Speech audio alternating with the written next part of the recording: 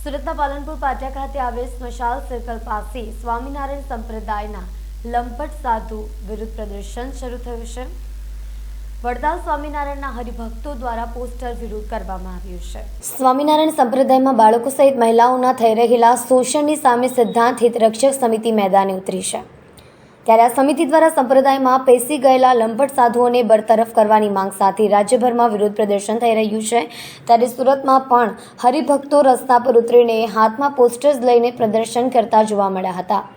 સ્વામિનારાયણ સંસ્થાના બની બેઠેલા લંપટ સાધુ વિરુદ્ધ પ્રચાર કરવામાં આવી રહ્યો છે। પાલનપુર પાટિયા ખાતે આવેલા મશાલ સર્કલ પાસે વિરોધ પ્રદર્શન કરવામાં આવ્યું હતું। વડતાલ સ્વામિનારાયણના હરિભક્તો દ્વારા પોસ્ટર લઈને વિરોધ પ્રદર્શન કરવામાં આવ્યું હતું। લંપટ સાધુના વિરોધમાં પ્રચાર કરવા સુરતથી 300 લોકો રવાના થશે, જેઓ ગામડે ગામડે જઈને લોકોને લંપટ સાધુઓ વિશે સમજાવવામાં આવશે।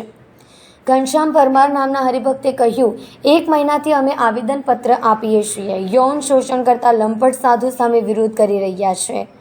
અમારો અવાજ દબાવવા માટે ફરિયાદ કરવામાં આવે છે। સાધુ નૌતમ સ્વામી, હરિજીવન સ્વામી, દેવપ્રકાશ સ્વામી, સંત વલ્લભ સ્વામી, પીપી સ્વામી જુનાગઢ, ભગવત પ્રસાદ વિશ્વજીવન સ્વામી, માધવ પ્રસાદ અંકલેશ્વર, જે.કે. સ્વામી, ઘનશ્યામ કંડારી વિરુદ્ધ પ્રચાર કરવામાં આવશે। આવા લંપટ સાધુઓ સમાજ માટે ખતરારૂપ છે। સાધુને સંપ્રદાયમાંથી દૂર કરવાની માંગ કરી રહ્યા છે। મારું નામ ઘનશ્યામ પરમાર છે। હું સુરતથી સ્વામિનારાયણ સંપ્રદાયનો હરિભક્ત છું। વિરોધનું કારણ સ્પષ્ટ છે કે છેલ્લા 1 મહિનાથી સ્વામિનારાયણ સંપ્રદાયના કહેવાતા કલંકિત લંપટ સાધુઓને હટાવવા માટે સત્સંગી હરિભક્તોએ જે આવેદનપત્રો આપી અને મૂળ મંદિરના જે વહીવટકર્તાઓની સામે માંગણી મૂકી છે, એ માંગણી સંતોષાણી નથી, કોઈ પગલાઓ ભરાણા નથી અને ઉલટાના હરિભક્તોને એની લડાઈ, એમના અવાજને દબાવવા માટે ખોટી એફઆઈઆરો કરી અને હરિભક્તોને દબાવવાનો પ્રયત્ન કરી રહ્યા છે। એટલે હવે સમાજને જાગૃત કરી, સનાતન ધર્મ, હિન્દુ ધર્મના લોકો એને સૌને જાગૃત કરી અને આ સંતોને સંપ્રદાયમાંથી દૂર કરવા માટેની લડાઈ એ આ વિરોધનું મુખ્ય કારણ છે।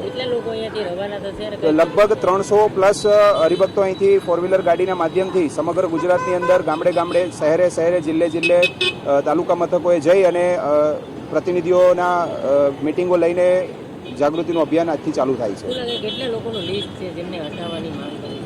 લગભગ 50 કરતાં વધારે એવા લંપટ સાધુઓ છે, જેમાંના ઘણા બધા મહત્વના હોદ્દાઓ પર પણ છે।